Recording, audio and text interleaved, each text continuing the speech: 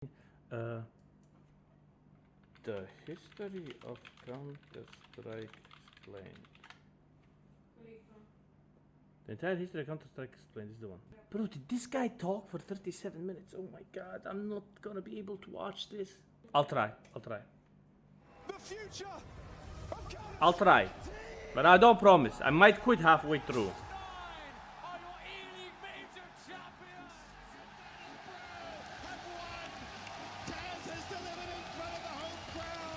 The year? 2011. A life-changing year in gaming for many, and plenty of companies began taking notice, wanting a piece of that sweet, sweet gamer revenue. Timeless classics were released such as Skyrim and Portal 2, Battlefield 3, Modern Warfare 3, Gears of War 3, Uncharted 3, Lego Star Wars 3, Super Mario 3D Land, Saints Row The 3, and Cars 2, the video game, which was somehow released 3 days before Cars 2, the movie. But as you and I were busy playing these games that would alter the trajectory of our lives forever, one community remained virtually unfazed through it all. Counter-Strike. You see, Counter-Strike players are stubborn. They always have been. And way back when, their stubbornness put them into a very unique situation at the time. 2 different titles saw this community of hardcore competitive gamers divided into 2 separate factions. The tried and... Yo, I like his video already. He has a likable voice, you know? His voice is very nice and enjoyable and good to your ear. Not like the guy when he starts screaming, Was? Titan Holo! Oh!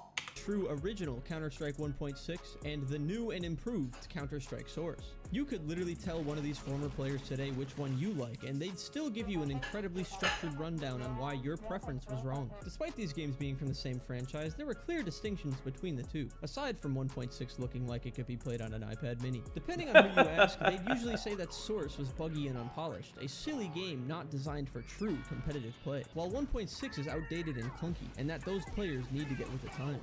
This battle between old and new had raged amongst themselves for nearly 7 years after the release of Source, until in 2011 when a third ripple began to unfold that was about to change everything.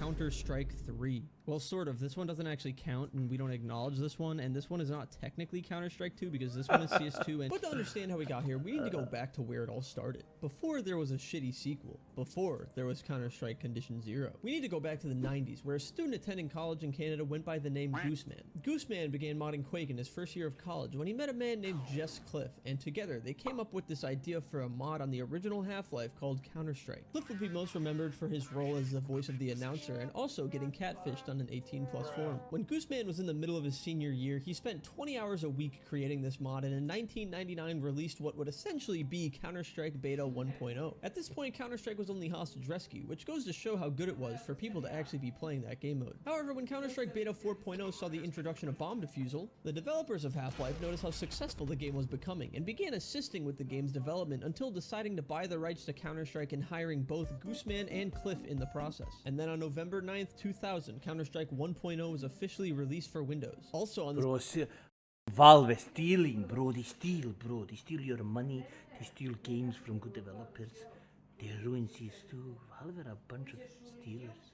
This exact day in history, some French kid named Matthew was born. In 2000, Quake was still the main event at CPL, and Counter-Strike had a $15,000 prize pool as a side event. A year later, in 2001, Counter-Strike had already increased to a $150,000 prize pool and took over as the main event in CPL. Keep in mind, this was the same year that I was born, so after inflation, the prize pool would be around $264,000, which is an insane amount of money to be competing for in a game that was released just a year prior. Jumping forward a few years and several releases later, Valve in 2003 released Steam, which was pretty cool, I guess. Steam made it so that developers no longer had to release every update as a huge patch on their website, but could instead push out small and big updates through Steam whenever they wanted. Before Steam, every single patch from 1.0 to 1.5 had to be manually downloaded, which already took hours thanks to garbage internet speeds back then. But when thousands of players around the world are trying to download the same update as you from the same server, speeds are slowed down even worse than before. So along with Steam, also... Bro, he has a good edit, man. He's really good. Came Counter-Strike's final release, 1.6, which coined the term CS 1.6 since everyone is going to be playing on the same version all the time. For Gooseman, the success of the game and getting hired at the company that made the game he mods for was a dream come true, but he would soon realize that it wasn't all sunshine and rainbows at Valve HQ. The reason 1.6 ended up being the final release was because although Gooseman intended on working at Valve to develop Counter-Strike 2, Valve said, no, we are not. Wait, 1 second. 1.6 ended up being the final release was because although Gooseman... Main event to work for a while on various Counter-Strike related projects, the biggest of which was supposed to be Counter-Strike 2, but things never really got off The project ended up being put on the shelf, and Counter-Strike 2 died there. Pressure was not there for him to do something big. Pressure he didn't care for. So Mini and Valve agreed to part ways on good terms. Still keeps in touch with people there, and he started his own project soon afterwards. Then he promptly fell off the video gaming map, moved into my parents' basement since I had to save money. He recalled, and for 2 years I worked as much as I could. Me moved to Vancouver and continued the new project with a small 5-man team, but things were difficult for him as he now had to come up with an entirely brand new game on his own, from coding to map making with no pre-existing game to rely on. And in fact, that Mint didn't have a regular support staff to help him. Year project Envision died. What? And 1 year project Mint Envision died. Intended on working at Valve to develop Counter-Strike 2, Valve said, no, we are not doing that. And I can only imagine it was because Valve already had plans for a sequel of their own. Come March of 2004, Counter-Strike Condition Zero was released for Windows, and it was so poorly received that I probably won't even talk about it for more than 30 seconds. Valve at the time thought a single-player campaign for Counter-Strike was a good idea, and although the graphics were very— This is what I mean, like, Valve have zero good ideas. Valve just steal ideas, bro. They're fucking trash. They're trash. Look what they did. They had 1.6, which was amazing. They went to make like an upgrade to 1.6, and they created this trash. That's what they're doing with CS2, removing RMRs, removing everything good in CS2, but giving us a lot of cheaters. Removing even the anti-cheat. They removed the anti-cheat. They removed Overwatch. They removed Danger Zone.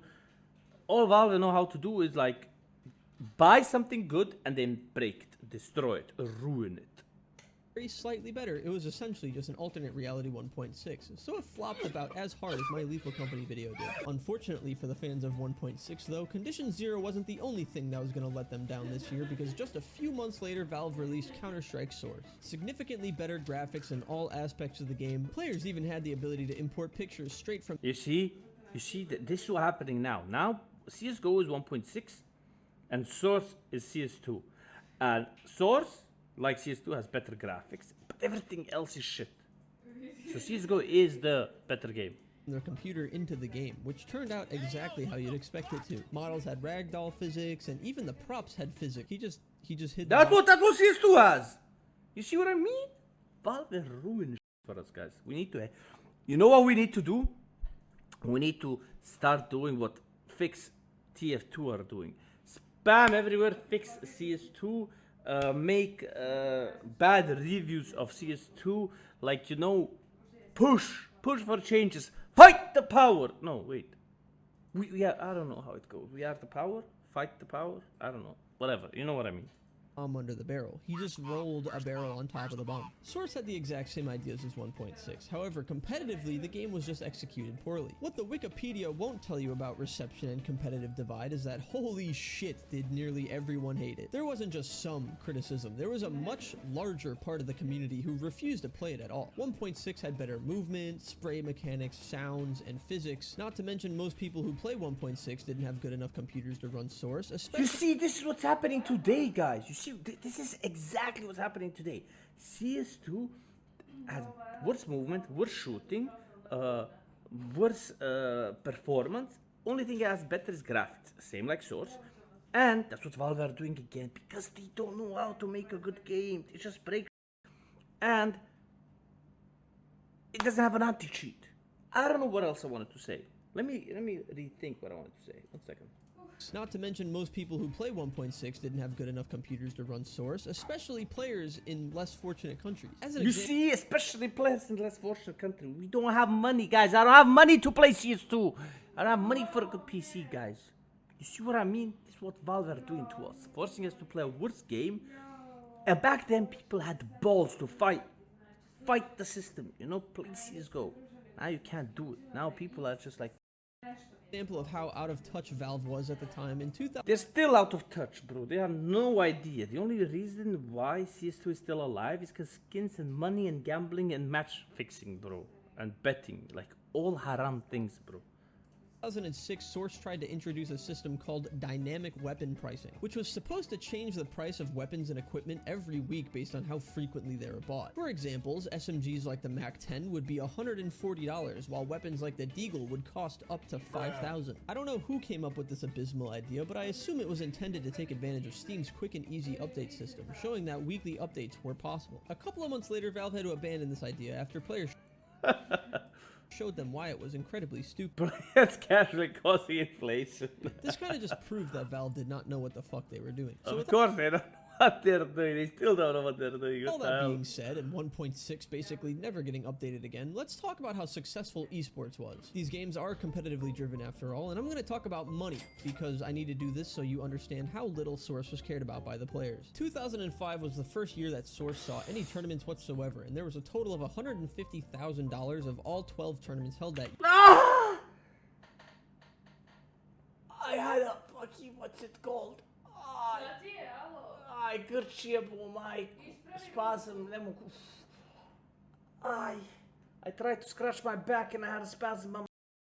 Year, and way more than half of that total value came from one tournament alone. You should guess how much money 1.6 had in tournaments that year. If you said 1.3 million, you would be right. That year held a few six-figure prize pools, but the biggest one was ESWC 2005 with a $140,000 prize pool. Okay. Somehow 1.6 actually got bigger since the release of Source, and it's not even close. In 1.6, nobody was more successful than the ones from Europe. Of the top 10 most successful organizations, 8 of them were European or Eastern European teams. 1.6 curated phenomenal talent from all over, such as ZywOo and FNX from Brazil, or Forrest and Get Right from Sweden, Taz and Neo from Poland, and the United States player Good for Nothing, just to name a few. There was plenty of incredible talent from Source as well, and they're mostly French. Take RPK for example, inarguably the best Source player in history, and they nicknamed this motherfucker Le Temps. Of the 56 tournaments RPK played from 2007 to 2012, he didn't win 9 of them. You didn't hear that incorrectly. He got first place in 47 of the 56 tournaments he played in. The 9 tournaments he didn't get first place in, he got second place in 8 of them and won in third place. Whenever this dude showed up to your tournament, there was an 84% chance you were losing. Several things are depressing about this though. His success could be attributed to nobody giving a shit about Source and making him look like a god among men. But the worst part of it all is that RPK isn't even in the top 10 players who earn the most money in Source. The highest earning players all took advantage of an event called CGS and CGI, who had heavy bias towards English-speaking players because it was an event owned by DirecTV. There was a UK/EU combine for that event, but guess who didn't play? The top 3 highest earning players in Source didn't even play more than 26 tournaments. The 3rd highest earning player in Source history only played 4 tournaments and made more money than literally everybody else. Most notably though, RPK wasn't even the best player to come from Source, but those guys will make themselves known in just a moment. So for now, let's fast forward to 2010, year of the greatest video game of all time, Skate 3, and the start of a new decade. HLTV started to implement a rating system for top level players, which would in turn show what players had the best performance all year round. HLTV was the go-to spot for watching matches and getting news about the game and the esports scene. You can consider HLTV to be the ESPN of Counter-Strike, except better. There is truly nothing like it in all of esports. This year though, we got an in-depth breakdown of the top 20 best players of 1.6, but not for Source players. Fuck those guys. Also, please note that there are only 2 Americans on this list. It's gonna be like that for a while. Did anything else happen this year? Well, since Source lost that industry plant DirecTV event to the 2007 housing crisis, prize pools dropped back down to normal, but technically would have peaked in 2010. But 2011, what's funny about this year is that it would have been a great year for competitive Source because they released a massive patch with balance changes and things that probably would have made players consider trying it out. But they stupidly decided to release this update only 11 days after announcing CSGO, further proving that Valve had literally no fucking idea what they're doing. I wish I could tell like always, Valve never know what they're doing about how much this update impacted the game, but I can't, because everyone at the time was probably thinking, there's a new game next year, why should I start playing Source now? So in anticipation for the new edition of Counter-Strike, both of the competitive scenes slowed down a little bit while gearing up for the release. There was still plenty of competition, but tournaments in 1.6 dropped from 111 events to 78 in 2011. Same with Source going from 58 to 42. When 2012 rolls around and CSGO had an early beta, the consensus was pretty awful actually. I talked a little bit about it in my first video, but to give you an idea of what people thought at the time, the first line in the HLTV article says, if I said the game resembles CS 1.6 more than CSS as it is right now, I would be lying, and quite frankly, even CSS feels smoother. And that one sentence honestly tells you everything you need to know about CSGO at the time. But as the game steadily improved, players continued to play 1.6 in Source until the game's official release. The last 1.6 major event was in March, because tournament organizers planned to make a switch to CSGO, seeing that we are now in 2012 and they are still hosting tournaments for a game that looks like it was made in 1999, because it was. There were still plenty of smaller events being held until late 2012 for both titles, but then in 2013, poof. None. All gone. CSGO released in August of 2012, and the last LAN in 1.6 history, the ESEA Season 13 Finals, was also holding a CSGO event, in which a few losers of just made this absolutely cursed roster that just dominated the 1.6 side of the LAN. CSGO's influence over the community took over almost immediately. But before I get into any more detail, I need to talk to you about today's sponsor. Pajamas, fittingly the name of the team to win the first ever CS major, consisted of 3 of the best 1.6 players and 2 source players. This team within the first year of CSGO's Bro, release would put Freiberg, together yeah, Freiberg was a source player. What the an hell? 87-0 win streak, winning 10 events in a row without dropping a single map. NIP would become a legendary icon that put everyone's attention on CSGO. If you didn't swap games yet, you certainly swapped games now. One unfortunate team that had to play NIP a lot in this era was RPK's French squad Very Games, a team consisting of Look how Kenya's looks. What the hell? Look at him here, bro. Honestly, RPK looks the best. 5 of the best source players who would have the displeasure of losing 5 times in the finals against them. But now is as good as time as ever to mention the differences between a source player and a 1.6 player. 1.6 players tended to be more tactical and slow-paced, while source players tended to be flashy and mechanically gifted. A good example of a 1.6 player at the time would be Get Right, an amazing player in his own ways, but uses positioning and superior game sense to catch enemies off guard or gain a slight advantage over them. An example of a source player would be Scream, an incredibly quick and precise aimer that just kind of shits on you whenever they feel like it. Definitely a playstyle that's hard to maintain consistency with, but whenever they're playing well, they are unstoppable. Valve continue to update the game more frequently than ever, revamping maps and fixing bugs, even though the Counter-Strike players will never be Map was better before. Keep it clean and simple. For crying out loud. Whoa, it looks shit compared to the current one. happy with anything they do ever. They also added weapon skins in the arms deal update, which I'm sure won't have a global economic effect that will change the course of history as we know it. Operation Bravo came out not long after, which added more replayability in the form of community-made maps and a coin that would upgrade the more you play. DreamHack Winter 2013 was just a few months later, the first ever CSGO major with a prize pool of $250,000. You'd think it would be a wash for the 87-0 team, but it wasn't. It was a completely separate Swedish powerhouse of a team that took them over in the finals. Flusha and 17-year-old Menace JW took the community by storm after stealing the first ever CSGO major from the hands of NIP, who, let's be honest, really shouldn't have fumbled that in the same year as their impossible win streak. To round out the year, gift boxes. Whenever used, would give a random user inside the server a Now this is where Valve thought of the idea. How can we make a lot of gambling addicts with our game and make billions with it?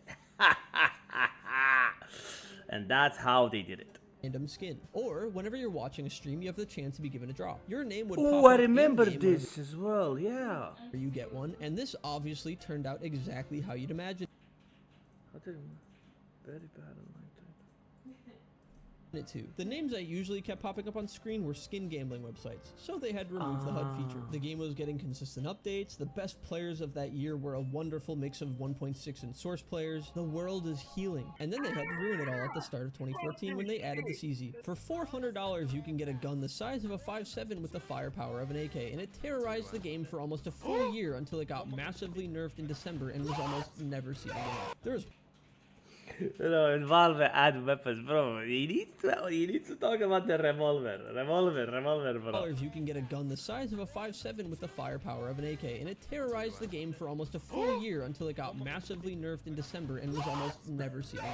There was plenty of great updates this year though, like stickers, Operation Phoenix, Breakout, and Vanguard. Cash got added, Train got reworked. The best team in North America, I Buy Power, threw a game against netcode guides for skins and got permanently banned from participating in Valve-sponsored events, ruining the careers of 4 American players for a few measly pixels on your computer screens. Meanwhile, in Europe, NIP got second place at yet another major, losing to Polish powerhouse Virtus Pro, but then redeemed themselves by finally winning the one after that. Meanwhile, in specifically France, LDLC wins DreamHack Winter 2014, making them the first group of only source players to win a major, proving that anything is possible. Also, NIP got second place at that one too. Bit of luck at the time, French player Kelly replaced Scream on Titan, only to then get VAC banned for cheating immediately after. This is But I hope he's gonna talk about Revolver and about cheating pro players and cheating coaches and everything. what Scream had to say about the situation. Kelly Vagban?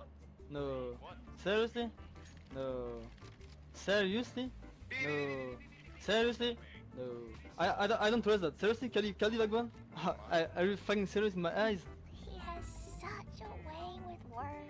The later half of 2014 also saw Bro, somebody would say some interesting words about Scream and the way he expresses himself right there. Cloud9 sign a roster with North American star child Shroud, 1.6 legend Nothing, National Treasure Sean Garez, and Hiko, who was the only player to be featured in HLTV's top 20 who wasn't banned from competition. The only other player I'm referring to here was the 18th best player of 2014, Swag, who at 18 years old was one of the 4 members of iBuyPower to get banned. NA did not have a lot going for them when Hiko left Cloud9 shortly after joining to go play with former iBuyPower guys who were all being investigated at the time and weren't banned yet. So he left the team for essentially no reason, and Cloud9 had to pick up Shazam on short notice. Also, Get Right would be named the best player in the world yet again for 2 years in a row. But before I get, there's a case called the Huntsman, and in that case, there was a red rarity M4 called the Howl. And people had a few weeks of unboxing and spending money before Valve got hit with a copyright infringement because the guy who claimed to make the Howl actually stole the artwork for it. So Valve removed all the skins he worked on from the case, and you could still trade up to some of those items, such as the Orion if you were lucky. However, the Howl was the exception. Valve had to recreate the Howl themselves, and you could only have one if you unboxed it prior to its removal from the case, making it the first and only contraband item in the game. In 2015 though, more cases, another operation, and being a fan of North American Counter-Strike was a roller coaster as usual. Valve confirmed the iBuyPower throwing scandal after seeing the trade receipts showing all the players getting knives except for Skadoodle. Streams of FPL and Rank S took off, which were sort of a 10-man lobby for just professional players, and this era is looked back on fondly for the amount of players we had streaming these games for fun, such as Olaf and Pasha and Scream, and more famously, Wow, this was so good back then. Shroud just existing. Shroud has always streamed more than the average player, but on top of his incredibly tame personality, he was a massive troll who had the skill to back it up, though he got a lot of shit for not showing it on LAN with Cloud9. Speaking of whom, Cloud9 picked up Skadoodle and instantly improved as a team, as well as Freakazoid, who got the whole team wearing tank tops. But then Sean Garez had to make the hard decision to leave the team after losing to a random Kingwin squad that they should have beaten, but didn't, because they are too silly. Well, it was fun while it lasted. We saw the return and rise of Fnatic after they won 2 majors back to back, but there was a very significant update this year. The op got a massive nerf. Kenny S and JW were so quick with their flicks and peeks that they had to slow the op movement down enough to practically nerf them as players. Thankfully for Kenny S though, he was still able to win a major after this change, but JW didn't get so lucky. Oh, Sean Garez, noob Garez. By the way, NIP got second place in another major this year, showing how good they are at barely winning stuff. But on the bright side, they picked up Finnish sniper Alu, who gave us this gem of a quote. Are those red balls only for the commercials, or can you actually drink them? No, you can actually, you can drink them. Should I push banana as well? Yeah. Push it like you will push your girlfriend. Damn. For the first time ever, Get Right wasn't the #1 player in CSGO, as Olaf Meister jumped to the rankings with his ability to rifle and op at the same time. Skadoodle kept the tradition of having only one NA player in the top 20 alive by getting 20th himself. Oh, and the R8 was also added this year. Oh, probably the biggest mistake finally he mentions it.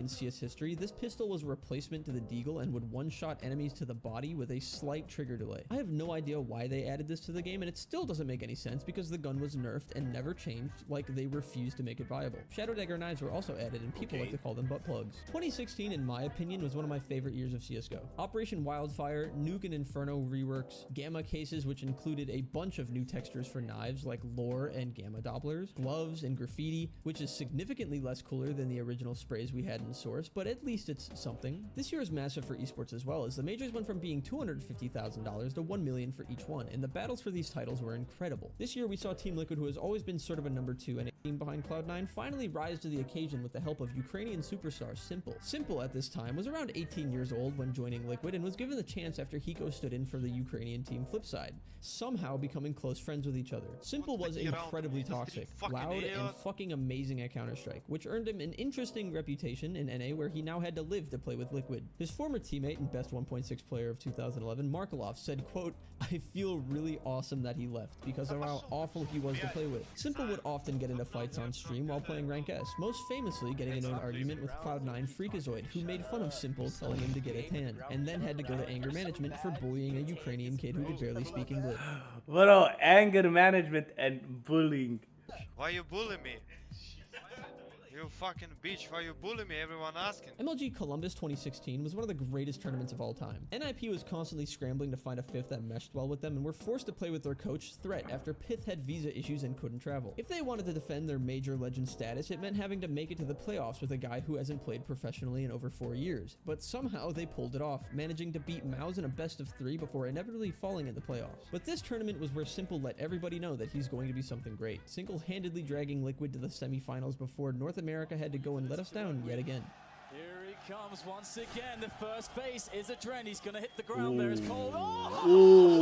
Jumping double from Cold! What is going on right now? After this round, Liquid blew the lead and did the same thing in the next map to lose the series. It was still an amazing run for Liquid, as NA has never been this far in a CSGO major before, but I'll be honest, it still makes my stomach churn rewatching the jumping double from Cold. Luminosity went on to win the major after absolutely shitting on Navi in the last map, and it was actually heartwarming to see a Brazilian team with so much passion and love for the game win the biggest tournament of all time. FNX and Fallen were already 1.6 legends, but to come up big here was worth so much more. Literally, it's $1 million. But this play from Cold Zero was so iconic that Valve immortalized the moment inside of the game, creating graffiti in the spot that it happened in. ESL 1 Cologne 2016 would be Simple's last event with Liquid, as although he just joined, he realized that he wanted to be back with his family back home. I think it's pretty uncommon that an 18-year-old moves across the planet leaving everything behind and is just happy about it. He decided that this event was his time to shine though. Another North American miracle run was coming and a kid from Ukraine was leading the charge. Game after game, Simple showed the world Oh my god, look at this. Plus 12, plus 21, man. generation was coming, and then he did this. Oh, I remember this. Bro, Simple was so skinny back then. That's not allowed. This is not FPL. This is a major. Oh my god. Simple, I don't know. Oh my god. He on XK. It was a no scope. He didn't even. We had one button on his mouse stand. He had one button.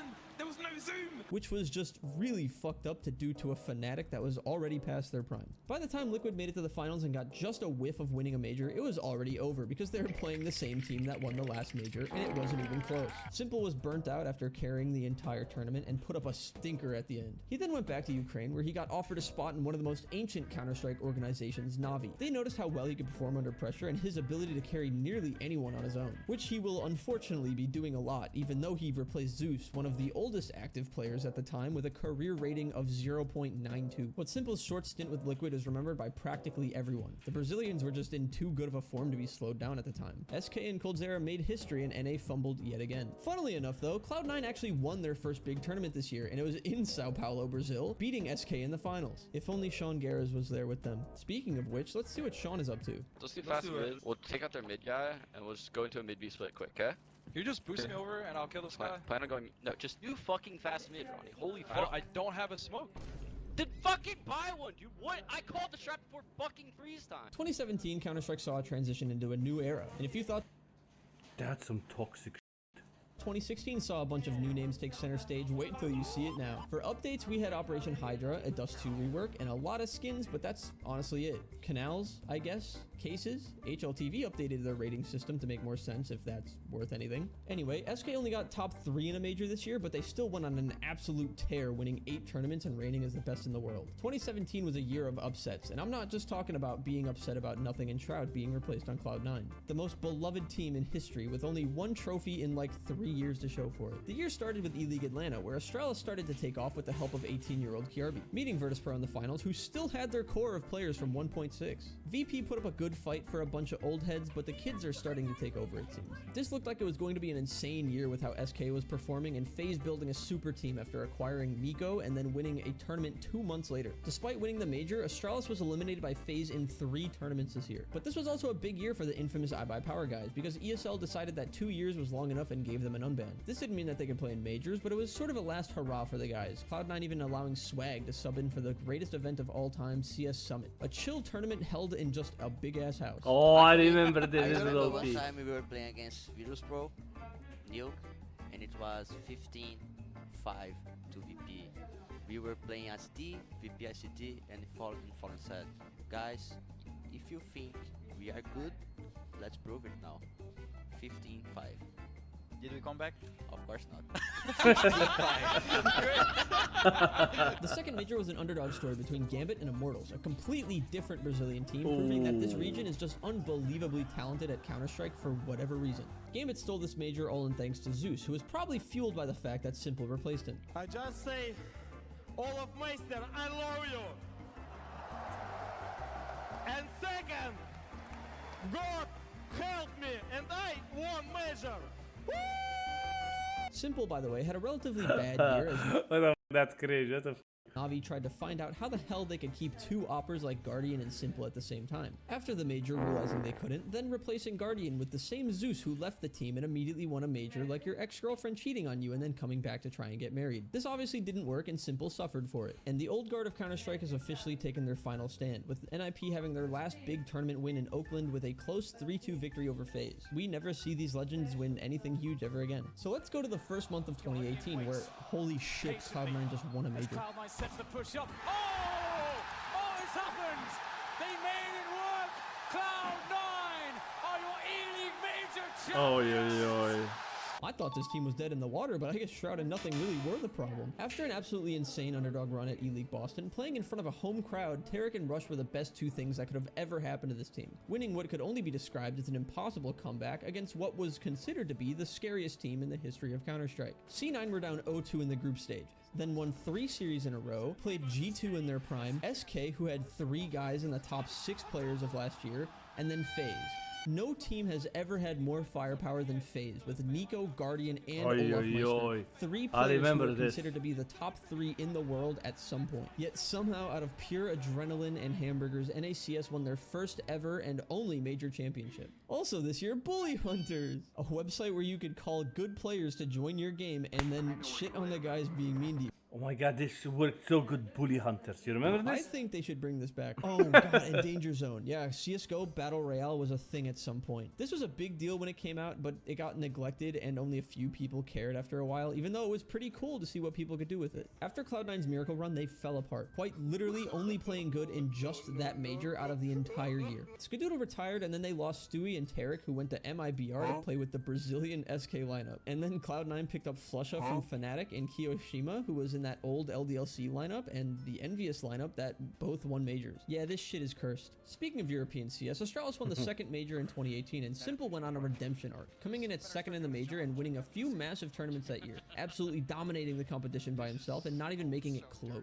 Simple averaged a 1.33 rating that year, finally claiming his spot as the best player in the world. Virtus Pro also finally broke up that core of players that have been playing together since 2011 because the results have just been pretty bad for a while. A very sad moment for CS fans as they were the oldest team still around, a bunch of OGs sticking it out together, finally being torn apart by what was rumored to be a Mercedes given to Taz. Forrest and GetRight are still kicking it in NIP, by the way. It's just that Forrest is actually taking the spotlight most of the time. The game saw almost no real meaningful updates. There was an MP5, which is still never used because it was always terrible, and some more cases because skins keep the game alive. Updates slowed down a lot at this point. 2019, I'm going to start speeding these up a bit. Cash was removed from the active pool and was replaced by Vertigo, a decision that nearly everybody hated at the time, per usual. They did a rework on Cash a little later this year, but everyone hated the way it looked because of course they did, and Cash was then never played professionally ever again. Operation Shattered Web was added, which had a campaign mode. That was pretty cool. Hey, by the way, totally random. Do you remember that kid named Matthew earlier that was born on the same exact day that the original Counter-Strike was released? Yeah, he just dethroned Simple as best player in the world. While Astralis were taking over the entire competitive scene, three-peating back-to-back-to-back majors for the first time since 1.6, ZywOo out of nowhere was dominating the Tier 2 Counter-Strike scene like some sort of demigod. He was then given a chance to shine with Vitality, teaming up with old French source legends like RPK, Apex, and NBK. Immediately, ZywOo made it known that he was different. He was matched only by Simple, and nobody could keep up with him, and he was only 19 years old in his first year competing professionally. It was a really close battle for who was better this year, but ZywOo really starstruck everyone. Simple was a slow rise to the top, and ZywOo just projected himself up there like the game was just easier for him. The community dubbed him the Chosen One, since he perfectly shares a birthday with Counter-Strike. Also this year, Team Liquid found their form. NA was finally winning competitions, and Liquid was dominating after the addition of Stewie 2K. Liquid won IEM Sydney, and then from June to July 21st, they won every single tournament they played in, earning them an Intel Grand Slam, which was an $1 million prize for winning 4 events within a 10-event window. 3 players from Team Liquid were in the top 10 players this year, with Elige leading them at number 4. But after winning 6 events in a row, it was time for the major, where they immediately exited in the playoffs thanks to Astralis. Ignoring the fact that Astralis eliminated Liquid from 7 tournaments over the last year, this bout of inconsistency is only achievable by a North American team, and it's honestly what we've come to expect at this point. Liquid was not the same team again after this point, and even though they tried to keep the same players, it just didn't work because losing to Astralis was just inevitable and demoralizing. It's also worth mentioning that Astralis' device was a top 5 player in the world for 5 years straight, and he was gonna make it number 6 because 2020 just didn't exist. We had this global pandemic that was called the coronavirus or something, and it literally wiped every offline event. Bro, I don't feel like Corona was that long ago, man. 4 years ago. Holy fuck, man. From happening. This year also had no Yo, time flies, bro. updates, and people were getting a little sick of it. So when a game called Valorant came out with the expressed purpose of competing against Counter-Strike, everyone thought that Counter-Strike was gonna die. Valorant did actually steal a lot of players from Counter-Strike though. Many of the longtime pros of CS made the switch, most famously Scream, but a lot of the younger talent as well. Tens became the best Valorant player in the world, and he was on Cloud9 for a bit with another weird roster that they tried to call the Colossus. I don't even know what to say about this, but needless to say, NA was in this shitter again. Nip has parted ways with everyone from the original lineup, and Dignitas came in and swooped up the squad for a last dance that did not last more than 10 months, but it was a cool idea. Unfortunately for this year, online tournaments are a lot less interesting because the crowd isn't there to make an impact and the game is less consistent because of network latency and lag, so no majors were played at all. This year was a blur. You'd think Counter-Strike would try to go to war with Valorant, but they literally didn't care at all and just did what they always did, which was not update the game. There was this video made in 2016 called How Valve Treats CSGO, and it goes over a lot of issues that were around back then, and they all applied even now. There were stretches of time where the game didn't see an update for upwards to 171 days, but still, Counter-Strike fans persisted because if there's one thing that we know about them,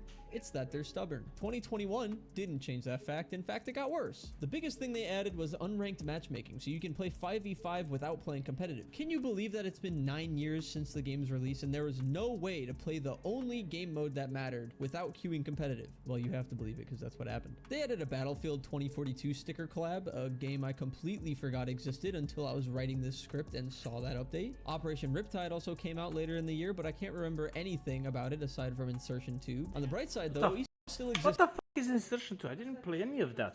I never played that. I just played competitive. For CS, and Simple was not happy about being the second best player for 2 years in a row behind a guy who just started playing professionally. This man was cold-blooded. He didn't stop trying or slow down at all. He stepped up and got even better, which was terrible for the rest of the scene because it meant that they had to deal with Simple at his best and ZywOo, who was gonna shit on them anyway. The first offline event since 2019 comes around in IEM Cologne, and Simple reminded everyone why they called him the Undertaker and dropped a 1.5 average rating on their heads. Simple beat ZywOo in the head-to-head, but to be frank, the rest of Na'Vi were just better than the rest of Vitality. The second offline event is the PGL Major, an accolade Simple has yet to accomplish. He still needs a major win under his belt, and he needs that ring to be considered the GOAT of Counter-Strike, and only Nico stood in his way. Nico left FaZe for G2 a while back, and he's also never won a major, mainly because of that thing that Cloud9 did in 2018. Nico is widely regarded as the best rifler of all time because most top players today tend to be oppers, but he is so dead accurate that he's been in the top 20 every year since 2016 and was top 5 in 4 different years. Oh god, and he just did the worst thing ever of all time. Jesus Christ, he's never gonna live that down. I can't even blame him though, because Simple is just on another level. He takes home his first major win, first major MVP, and takes back his #1 spot. The icing on the cake for the tragic story of Nico is that his former team, FaZe, ended up winning the next major in 2022 without him. Twist, who is a part of the Team Liquid dream run that lasted like 2 months, ran away to Europe and betrayed his country, but I'm joking because it was a really good idea for him to do that. 2022 was a year. I somehow got signed to Team Liquid after winning a competition. That was pretty cool, I guess. I'd ask you to dap me up if you weren't made of water or seltzer of some sort. Nobody's actually specified what the liquid is. CSGO turned 10 years old. Yippee. Stickers and music kits and cases, I'm sure you know the deal. Device was on NIP and didn't play for a year. Shox is on Liquid, and Cloud9 are a Russian team. I don't know what's happening. The major this year was actually won by outsiders, and if you're wondering who, yeah, that's kind of what a lot of people thought, but it's not exactly an underdog story when they literally have Jesus on their team, and their coach encourages him to masturbate before games. Alright. Team Brazil and Team Sweden were the show match because the major was in Rio, and it was the full LG SK lineup that won back-to-back majors versus a bunch of 30-year-old Swedish players and Kerrigan, who is Danish but also 30. Literally Hydrogen Bomb versus Coughing Baby. Out of pocket for that shit. Bro, this guy makes good videos. He should make more, man. What do you gain from it? Simple and ZywOo were still the #1 and #2 because even though they didn't win a ton, they were still the undisputed GOATs. This video is already long enough for what was supposed to be a quickie, so let's just get straight into 2023 and the final year of CSGO. It was a long ride to get here, but we are here nonetheless. Valve announced CS2 with a random video about smokes being changed, which would explain why they were absent, like my father getting milk for the last 2 years. And they released another case with it, because of course they did. And the major was a doozy. And I say doozy not just because it's a stupid word, but because it was. It took place in Paris, And the champion stage was full of a bunch of underdog teams hungry for their first title, an epic note to end CSGO on. But the chosen one wasn't going to let down his home country in the last major of CSGO's history. So in a story that's as fitting as it is poetic, like a script that was meant to be played, ZywOo takes home his first ever major championship and the MVP to go along with it. It's a really nice way to go out. It almost feels like it was meant to be. Simple didn't play much of CS2 when it released. He was very upset about the way it felt, and many pros felt similarly, but he took a much stronger approach. So ZywOo took back his #1 spot in the world. But Counter-Strike stays competitive. Wait guys, who won the CS2 major? The first CS2 major? Vitality won 2 in a row to end the year, but Nico and Vitality? No.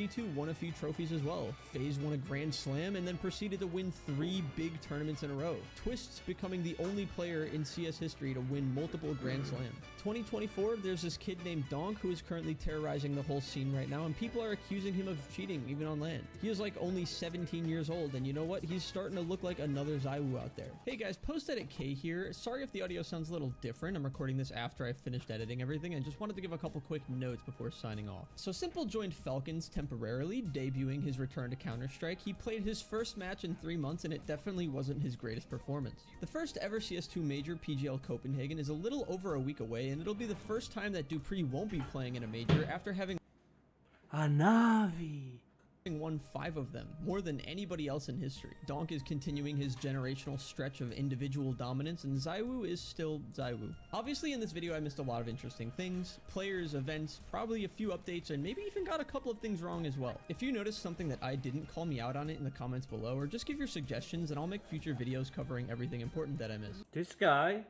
has sick videos